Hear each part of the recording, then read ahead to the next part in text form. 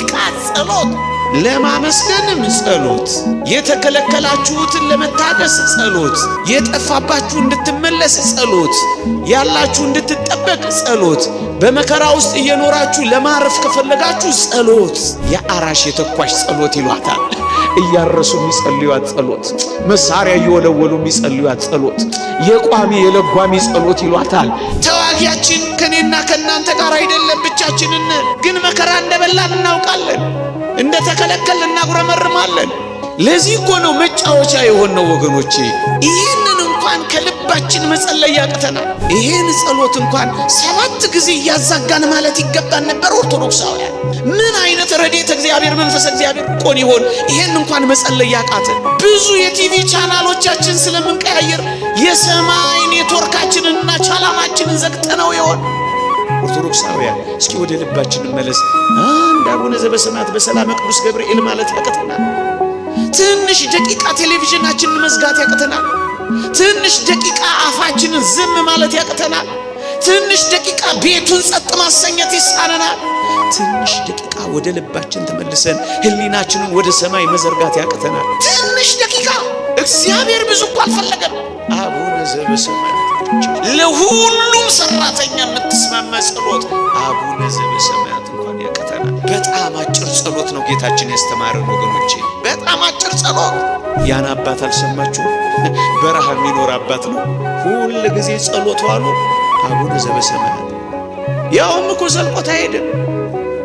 አባታችን ሆይ አባታችን ሆይ አባታችን ሆይ ብቻ ነው የሚለው።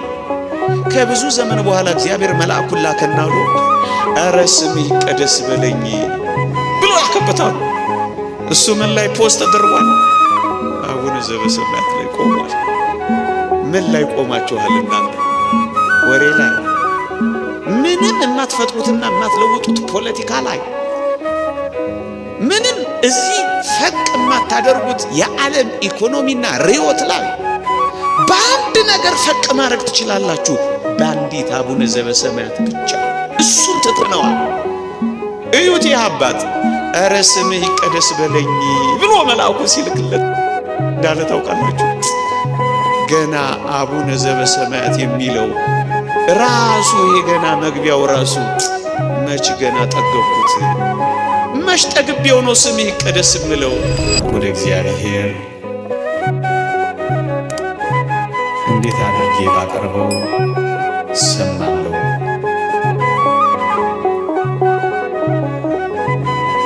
እግዚአብሔር የሚቀበለው እግዚአብሔር የሚሰማው ልመናና ጸሎት እንዲሆንልኝ ምን ላድርግ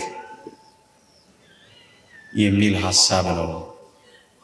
የምታውቁትን ደግሞ የምትኖሩበትን ሐሳቦች ነው ከብዙ በጥቂቱ ከረጅሙ ባጭሩ ላስታውሳችሁ የምሞክረው። እስከ ዛሬ በቤተ ክርስቲያን የተማርነው ግን ደግሞ ልንኖረው ልናስታውሰው የሚገባውን ጥቂት ቁም ነገሮች ደግሜ ላስታውሳችሁ ነው የቆምኩት። እግዚአብሔር ከሁላችን ጋር ይሁን። እግዚአብሔር የሚቀበለው ጸሎት፣ እግዚአብሔር የሚቀበለው ልመና አሁን የምነግራችሁ ቀመር ወይም ፎርሙላ የለውም። ግን ደግሞ በቅዱሳት መጻሕፍት የተጻፉ በአባቶቻችን ምክር የተነገሩ ደግሞም አባቶቻችን ኖረውበት የተጠቀሙበትን ጥቂት ነው የማካፍላችሁ። ስንኖር ደግሞ እግዚአብሔር የበለጠውን ይገልጥልናል። አባቶቻችን እንዲህ ይላሉ፣ ጸሎትን ሲገልጹ ጸሎት እንደ እትብት ነው ይላሉ። አንድ ሕፃን ልጅ በእናቱ ማህፀን እያለ ምግብን ሁሉ የሚያገኘው በእትብት አማካኝነት እንደሆነ ሁሉ ክርስቲያኖች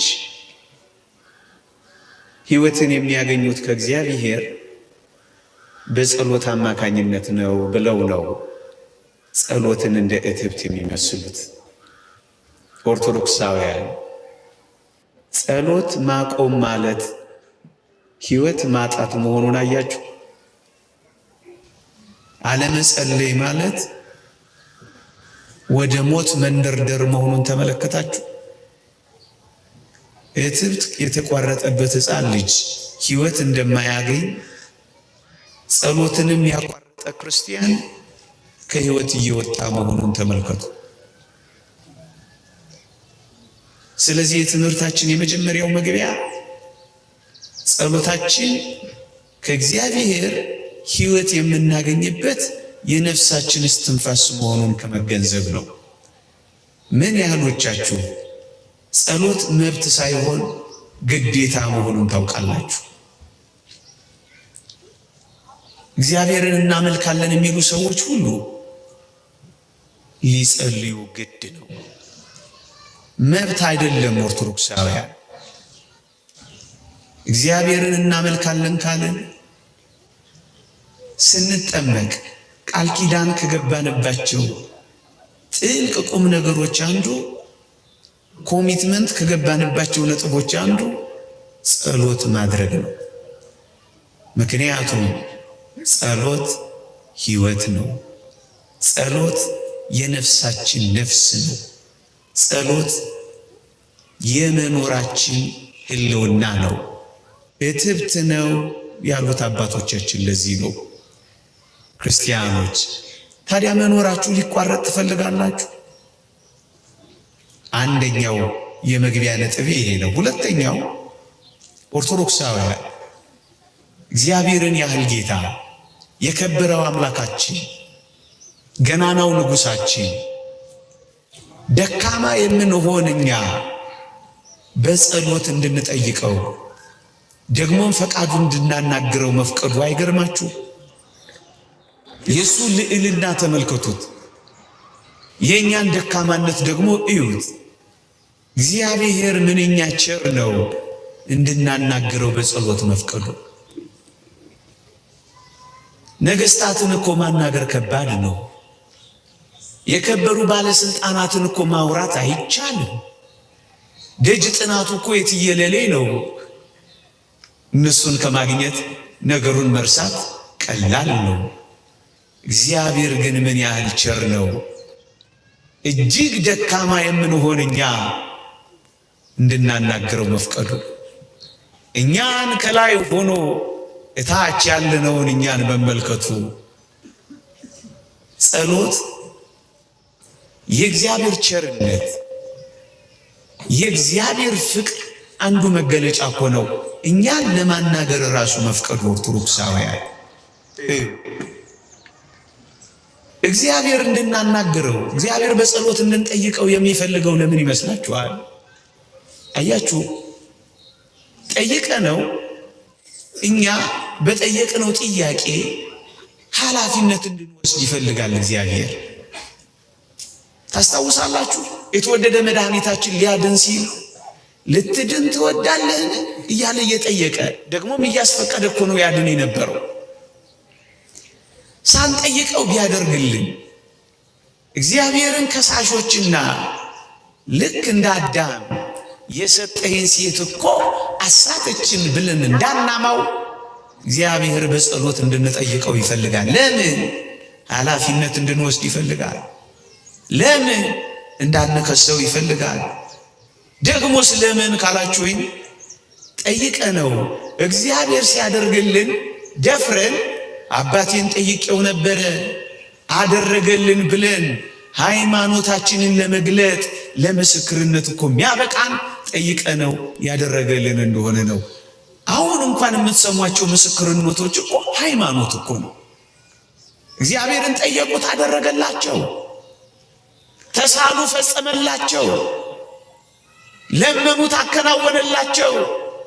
እናስ በድፍረት መመስከር ጀመሩ። ምንድነው ጸሎት ካላችሁኝ ሃይማኖትን ጭምር ነው። ምዕመናን ለመመስከርም የሚያስችለን ጠይቀነው ሲያደርግልን ነው። ኦርቶዶክሳውያን ደፍሮ አደረገልኝ ለማለት የሚያበቃው በጸሎት ስንጠይቀው ነው። ይህም የሃይማኖት ምስክርነት ነው። ይህም የሃይማኖት መታወቂያ ነው ወገኖቼ። ይሄ ብቻ አይደለም። እግዚአብሔር ጠይቀ ነው ሲያደርግልን። እግዚአብሔር ቅርቤ ነው ለማለት እኮ የተመቸ ነው። እኛ አልኩት አየኝ፣ ስማኝ አልኩት ሰማኝ፣ ድረስልኝ አልኩት ደረሰልኝ። እግዚአብሔር እኮ ቅርቤ ነው ምንለው እኮ በጸሎት ጠይቀ ነው፣ ደግሞም አነጋግረ ነው፣ ደግሞም ለምን ነው እኮ ሲያደርግልን። እግዚአብሔር አምላካችን ቅርቤ ነው ለማለት እኮ የሚመቸው ለዚህ ነው ወገኖቼ። ሌላም ነጥብ ላስታውሳችሁ የተወደዳችሁ ምዕመናን፣ እግዚአብሔር የኔና የናንተ ጌታ ነው። እኛ ደግሞ ፍጡሮቹና ባሪያዎቹ ነን። ፍጡርነታችን እንዲገለጥ ባሪያነታችን እንዲመሰከር አንዱ ማረጋገጫው እግዚአብሔርን በጸሎት እኮ መጠየቃችን ነው ወገኖቼ። መጽሐፍ ቅዱስ እንዲህ ይላል፣ የባሪያዎች ዓይን ወደ ጌታቸው እጅ እንደሆነ የባሪያይቱ ዓይን ወደ እመቤቷ እጅ እንደሆነ እንዲሁ እስኪምረን ድረስ ዓይናችን ወደ አምላካችን ወደ እግዚአብሔር ነው ይላል። ምክንያቱም ዓይናችንን ከጌታችን ወዴት እንነቅላለን? ምክንያቱም ዓይናችንን ከፈጣሪያችን ወዴት እንወስዳለን?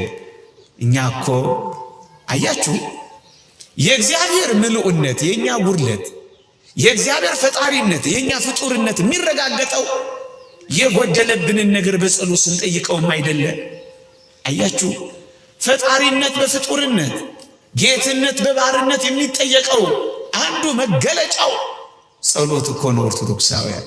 ለዚህ ነው ፈጣሪነቱን እየመሰከርን ነው፣ ጌትነቱን እያወጅን ነው። ስትጸልዩ አምላኬ ነህ፣ ጌታዬ ነህ፣ አባቴ ነህ እያለው መሆኑን አትረዱም ኦርቶዶክሳውያን? ታዲያስ አንድ ባሪያ ጌታውን አላናገርም ሊል የሚችል ይመስላችኋል ወገኖቼ? እስኪ ልጠይቃችሁ። እኔ ቤት ያለችውን አንዲት አገልጋይ ሰራተኛ የቤቴን መጥሪያ ተጭኜ ብጠራት ጊዜ ጋሼ ልመጣልህ አልችልም፣ ኪችን ውስጥ ነኝ፣ እኔ ቢዚ ነኝ ብትለኝ በሚቀጥለው ቀን እኔ ቤት ትቀጥላለች? እቺት ትቀጥላለች? ወይ መኪናዬን ይዤ ቤቴ ስገባ እርግጥ መኪና አልነዳም የለኝም፣ ክላክስ ባደርግና ጥበቃዬ ጋሼ ልከፍትሎት አልችልም፣ አትክልት ውሃ እያጠጣሁ ነው፣ እኔ ቢዚ ነኝ ቢል ይሄ ሰውዬ በሚቀጥለው ቀን በአትክልተኛነት በጠባቂነት እኔ ቤት ይቀጥላል? ምን ማለት መሰላችሁ?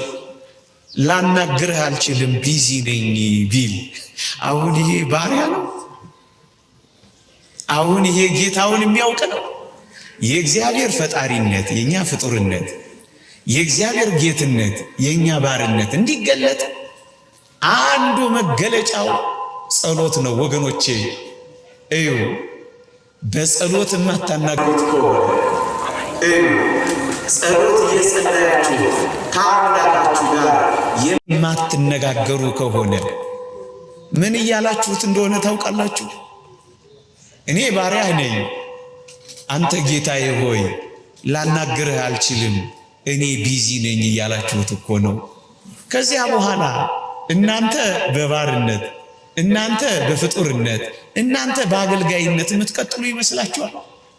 ልክ እኔ ቤት ያሉት አገልጋዮች በሚቀጥለው ቀን እንደሚቆራረጡ ከኔ ጋር ጸሎት የማይጸልይ ሰው የእግዚአብሔርን ጌትነቱን ከመመስከር የእግዚአብሔርን ፈጣሪነት ከማወጅ አልፈልግም ያለ ሰው ነው። ይህማ ምንኛ ያሳዝናል ወገኖቼ። ስለዚህ ተነሱ፣ ጌትነቱን መስክሩ፣ ፈጣሪነቱን አውጁ። እኛ ፍጡርህ ነን፣ ደግሞም ጎዶሎ ነን፣ አንተ ሙላን የምንለው በጸሎት እንደሆነ ተረዳችሁ ወገኖቼ። ለዚህ ነው እኛ ኦርቶዶክሳውያን ጸሎትን ደጋግመን ሁል ጊዜ ህይወታችን የምናደርገው። ሌላ ነጥብ ላንሳላችሁ። በህይወታችን ኑሮና ህይወት ውስጥ እንኳን ብንሆን አንድ ነገር አስታውሱ። አባቶቻችን እንዲህ ይላሉ፣ ጸጋ እግዚአብሔርን ማግኘት የሚወድ ማንም ቢኖር ይላሉ፣ አንደኛ በጸሎት ስለተሰጠው ያመስግን እግዚአብሔር ይጨምርለታል ይላሉ። ኦርቶዶክሳውያን ያላችሁ ከሆናችሁ የተሰጣችሁ ከሆናችሁ በጸሎት እግዚአብሔርን ታመሰግናላችሁ። በማመስገናችሁ ምክንያት ይጨመርላችኋል። ጸጋ እግዚአብሔርን ከተሰጣችሁ፣ ስለዚህ ጸጋ እግዚአብሔርን በጸሎት ማመስገን ስትጀምሩ እግዚአብሔር ይጨምርላችኋል። ጸጋ እግዚአብሔርን ማግኘት ከወደዳችሁ ጸልዩ። ሁለተኛ ምናልባት ጸጋችሁ የተወሰደባችሁ ካላችሁ ጸጋችሁ እንድትመለስላችሁ ጸልዩ። ደግሞአለሁ፣ ከተወሰደችባችሁ በጸሎት እግዚአብሔርን ለምኑ፣ እግዚአብሔር ይመልስላችኋል። አሁንም በጸሎት ለምኑ፣ ጸጋችሁ ትመለስላችኋለች። ሶስተኛ ምናልባት ጸጋችሁ በእጃችሁ ላይ ያለ እንዳትጠፋባችሁ በጸሎት አስጠብቋት። ታስታውሳላችሁ የተወደደች ሐና እመቤታችን በተሰጠቻት ጊዜ በተአምረ ማርያም እንዲህ ይላል፣ የሰጣትን ዘውትር ይጠብቅላት ዘንድ ትጸልይ ነበር ይላል። ልጆች የተሰጣችሁ ስለ ልጆቻችሁ መጠበቅ ትጸልያላችሁ። ጸሎት እንኳን የተሰጣችሁ ስለ ጸሎታችሁ መጠበቅ እግዚአብሔርን ትለምናላችሁ። መንፈሳዊ ሕይወትና ደግ ልዕልና ያለው ክርስቲያናዊ ሕይወት የተሰጣችሁ ሰይጣን እንዳይወስድባችሁ፣ ፈተና እንዳያርቅባችሁ ስለተሰጣችሁ ጸጋ መጠበቅ ትለምናላችሁ። ሰላም ተሰጥቷችሁ ከሆነ መግባታችሁ መውጣታችሁ ደስ የሚያሰኝ ከሆነ ይህንን ጠላት እንዳያከሽፍባችሁ፣ ዲያብሎስ እንዳይነጥቃችሁ፣ እንዳይዋጋችሁ በጸሎት እንደ እሳት ቅጥር ታስጠብቃላችሁ። ያለው እንዳይጠፋባችሁ ይልቁንም ደግሞ እንዲጠበቅላችሁ የማስጠበቂያ ጸሎት ታደርጋላችሁ። ደግሞስ ወገኖቼ ምናልባት በሕይወታችሁ ጠይቃችሁት የተከለከላችሁት ነገር ካለ እግዚአብሔር ስለ ከለከላችሁ ነገር መታገስን እንዲሰጣችሁ ትጸልያላችሁ። ጸሎታችሁ እንዳይቋረጥ፣ ትጋታችሁ እንዳይጠፋ በተከለከላችሁት ነገር ታጋሾች ሆናችሁ በጸሎት እንድትጸኑ እግዚአብሔርን እንደገና ስለመታገስ ስለምንውታላችሁ። ይውላችሁ የተከለከላችሁት ጸጋ የእግዚአብሔር ጊዜ ደርሶ እንዲፈጸምና እንዲከናወንላችሁ በመታገስ እንድትቆዩ የመቆየት ጸሎት ደግሞ እንዲሰጣችሁ ትዕግስቱን እንዲያለብሳችሁ ሁል ጊዜ እግዚአብሔርን እጆቻችሁን ዘርግታችሁ መለመን እንድትችሉ በእግሮቻችሁ እንድትቆሙ በፊቱ እንድትመላለሱ ተስፋ እንዳያስቆርጣችሁ ወደ ቀቢጸ ተስፋ እንዳያደርሳችሁ እግዚአብሔር አይሰማም እንዳያስብላችሁ እንደገና ስለሱ ስለመታገስ እንኳን ትጸልያላችሁ። ይሄ ብቻ አይደለም። ምናልባት በመከራዎች ውስጥ ያለን ምናልባት በፈተናዎች ውስጥ የምንመላለስ ኦርቶዶክሳውያን በመከራ ውስጥ የተጣልን እንኳን ብንሆን እግዚአብሔር በጸሎት ውስጥ እንደሚያሳርፋችሁ ታውቃላችሁ። አዎ አረጋዊ መንፈሳዊ እንዲህ ይላል፣ ጸሎትን ለሚወዱ ሰዎች እግዚአብሔር ያድርባቸዋል ካለ በኋላ መከራ ከሚያመጣባቸው የልብንም ሐዘን ከሚያመጣባቸው ሰይጣን እግዚአብሔር ያሳርፋቸዋል ይላል። በመከራዎች ውስጥ ያላችሁ እናንተ ትጸልያላችሁ ነው? ታክቷችሁ ትታችኋል? እጆቻችሁን አጣጥፋችኋል ወይስ እጆቻችሁን መዘርጋት ጀምራችኋል? አዎ እንደ ሀገር በመከራ ውስጥ እየኖርን ነው።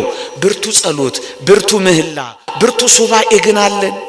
ብዙ ወሬ እንዳለን እናውቃለን። ብዙ ጸሎት ግን እንደሌለን ይሰማናል።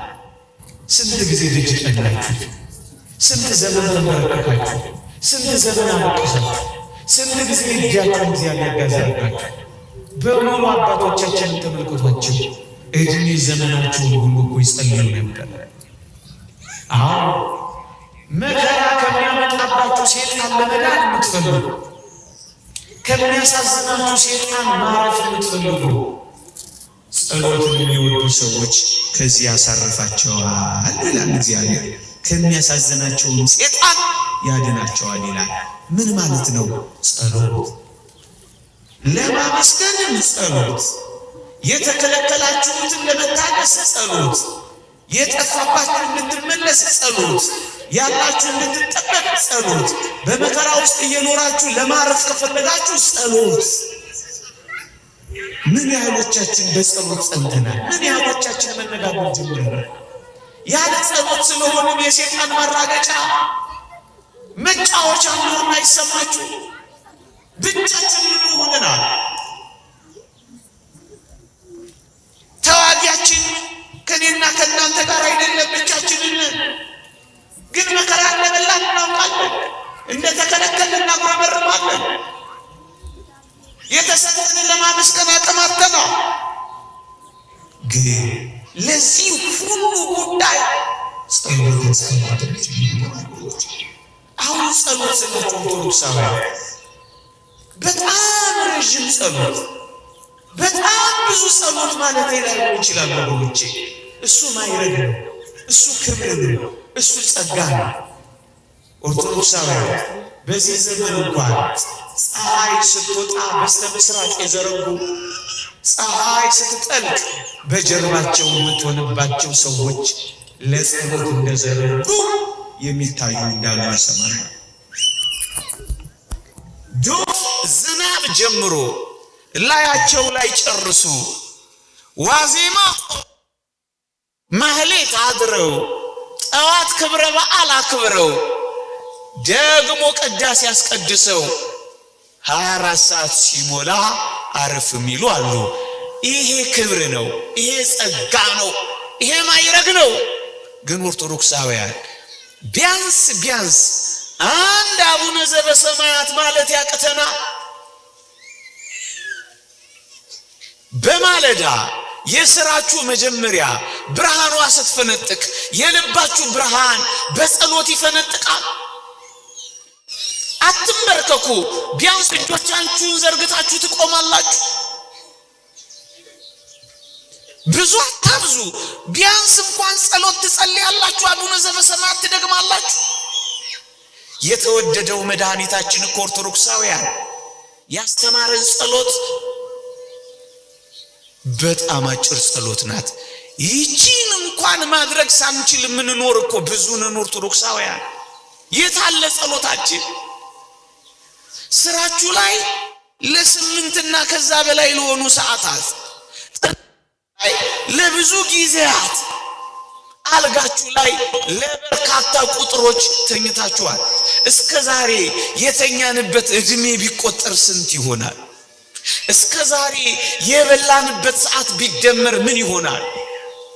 አንዲት ደቂቃ ጸሎት፣ ያውም የአራሽ የተኳሽ ጸሎት ይሏታል። እያረሱ የሚጸልዩት ጸሎት፣ መሳሪያ እየወለወሉ የሚጸልዩት ጸሎት፣ የቋሚ የለጓሚ ጸሎት ይሏታል። ለሁሉም ሰራተኛ የምትስማማ ጸሎት አቡነ ዘበሰማያት እንኳን ያቀተናል። ለዚህ እኮ ነው መጫወቻ የሆነው ወገኖቼ። በጣም አጭር ጸሎት ነው ጌታችን ያስተማረን ወገኖቼ፣ በጣም አጭር ጸሎት። ይህንን እንኳን ከልባችን መጸለይ ያቀተናል። ይህን ጸሎት እንኳን 7 ጊዜ እያዛጋን ማለት ይገባን ነበር ኦርቶዶክሳውያን። ምን አይነት ረድኤተ እግዚአብሔር መንፈስ እግዚአብሔር ርቆን ይሆን ይሄን እንኳን መጸለይ ያቃተን? በምሽት ክፍለ ጊዜዎቻችን እንኳን እግዚአብሔርን ማሰቢያ ጊዜዎች አንዱን የምትንበረከኩበት ሊቁ ዮሐንስ አፈወርቅ እንደሚለው በምሽት ክፍለ ጊዜ የአምላክህን ስም ለመጥራት ሆድህ እንዳይከብድህ ሆድህን በልኩ ሙላው ይላል። በጣም ስለምንበላ ይሆን የምሽት ጸሎት የከበደን? ብዙ የቲቪ ቻናሎቻችን ስለምንቀያየር የሰማይ ኔትወርካችንንና ቻናላችንን ዘግተነው ይሆን? ኦርቶዶክሳውያን እስኪ ወደ ልባችን እንመለስ። አንድ አቡነ ዘበሰማያት በሰላም ቅዱስ ገብርኤል ማለት ያቀተናል። ትንሽ ደቂቃ ቴሌቪዥናችንን መዝጋት ያቀተናል። ትንሽ ደቂቃ አፋችንን ዝም ማለት ያቀተናል። ትንሽ ደቂቃ ቤቱን ጸጥ ማሰኘት ይሳነናል። ትንሽ ደቂቃ ወደ ልባችን ተመልሰን ህሊናችንን ወደ ሰማይ መዘርጋት ያቀተናል። ትንሽ ደቂቃ እግዚአብሔር ብዙ እኮ አልፈለገም። አቡነ ዘበሰማያት ብቻ። ያን አባት አልሰማችሁ? በረሃ የሚኖር አባት ነው። ሁሉ ጊዜ ጸሎቱ አሉ አቡነ ዘበሰማያት። ያውም እኮ ዘልቆት አይሄድም። አባታችን ሆይ አባታችን ሆይ አባታችን ሆይ ብቻ ነው የሚለው።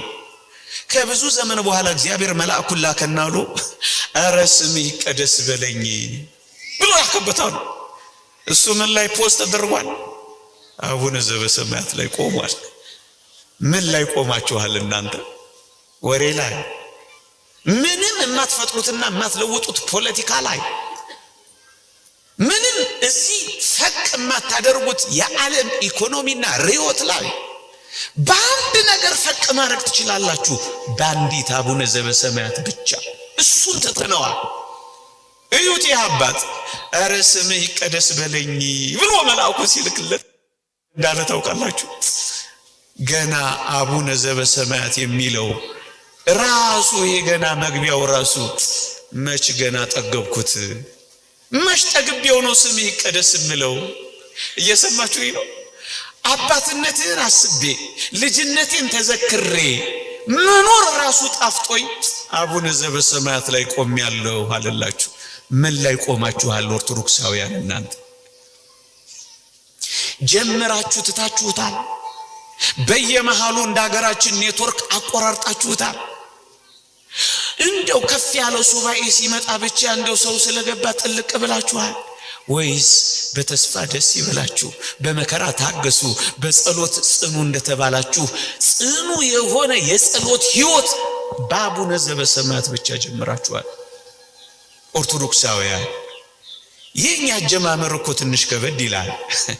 አንዳንዶቻችን ገና ቤተክርስቲያን ወንጌል እንደሰማን ገና እግዚአብሔር ቤት መምጣት እንደጀመር በጣም ይገርማችኋል። ጸሎታችን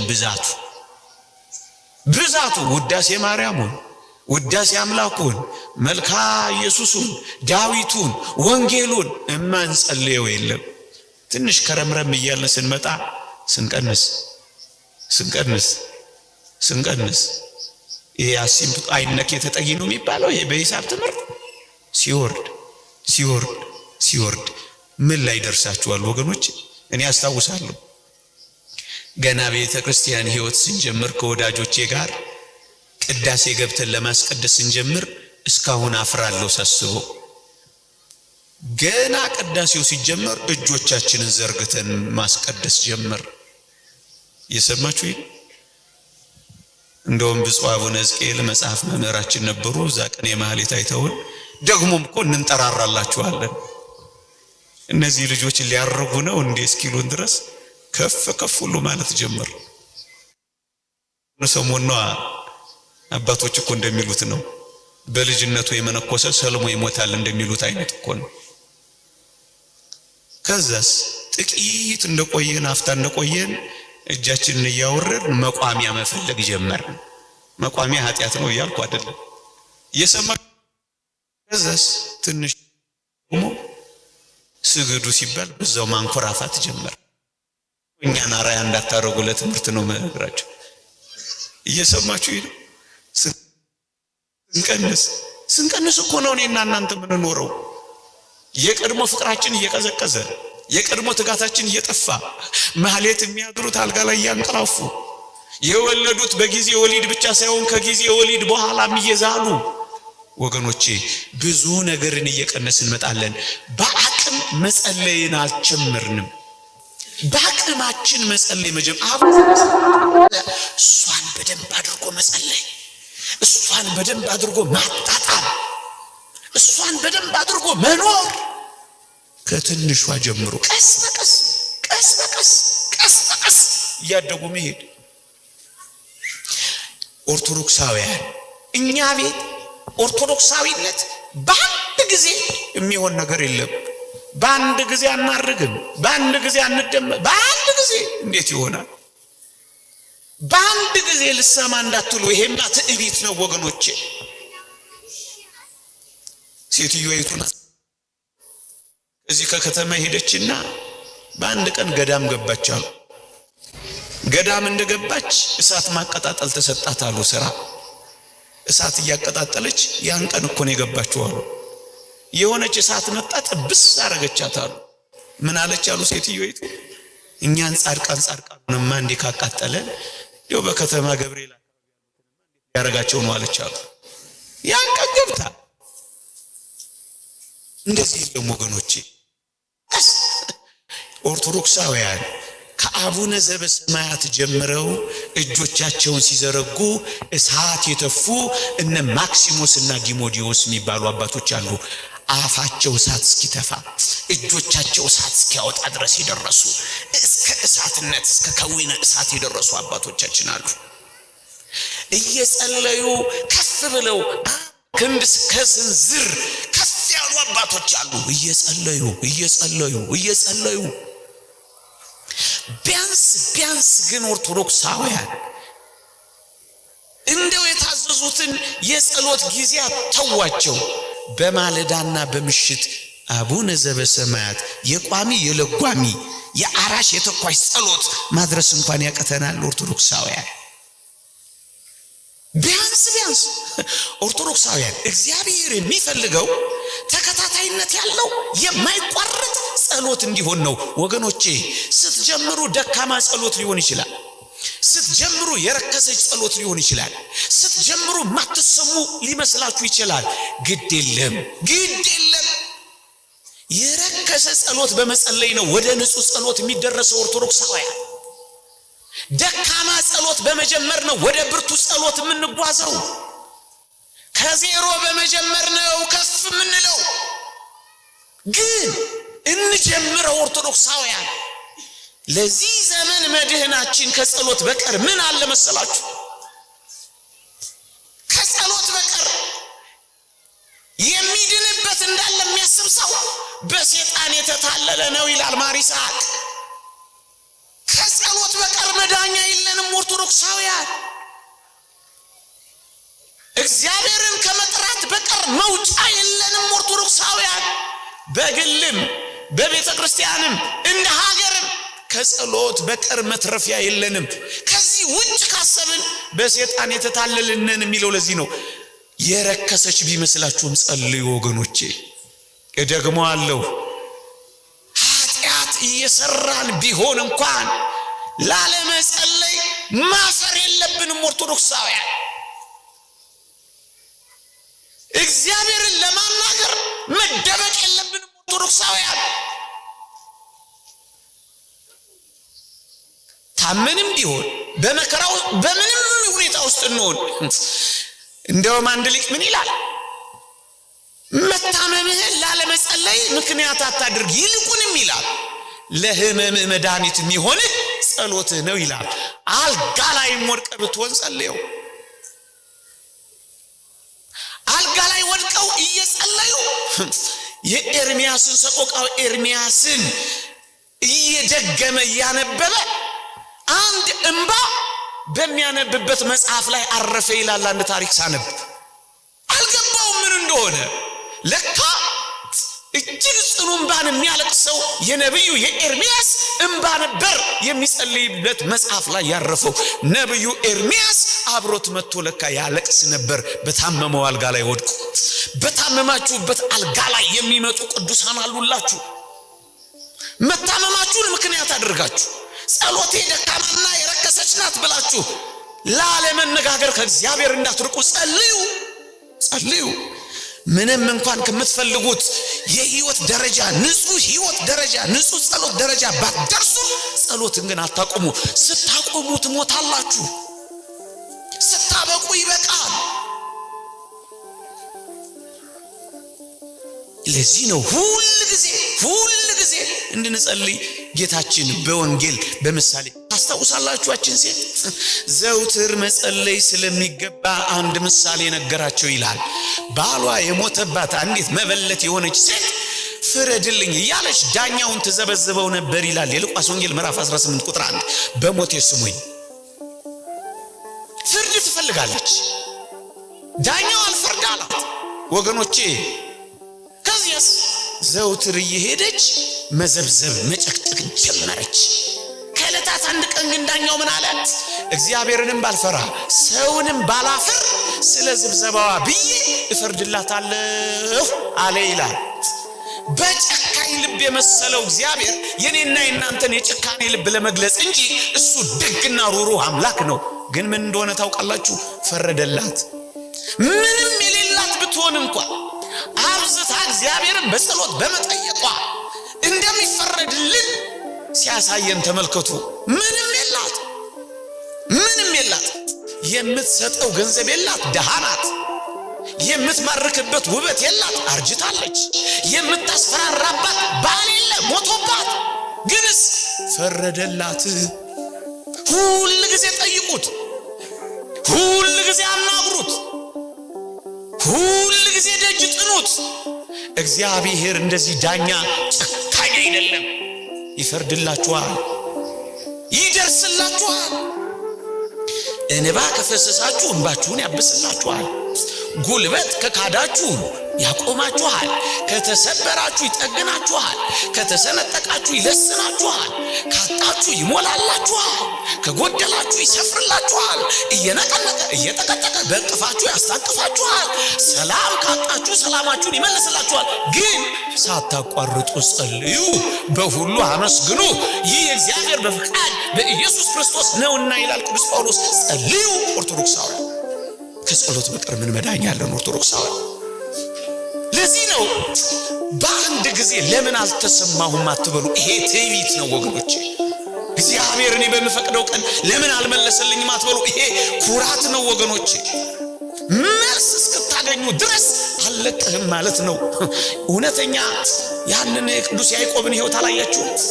እስክትባርከኝ አልለቅህም፣ እስክትመልስልኝ አልለቅህም፣ እስክትደርስልኝ አልለቅህም፣ ከዚህ ማጥ እስክታወጣኝ ድረስ አልለቅህም፣ አለሁልህ እስክትለኝና እስክታቆመኝ ድረስ አልለቅህም። ካልባረከኝ አልለቅህም ማለት እኮ ነው። አትልቀቁት።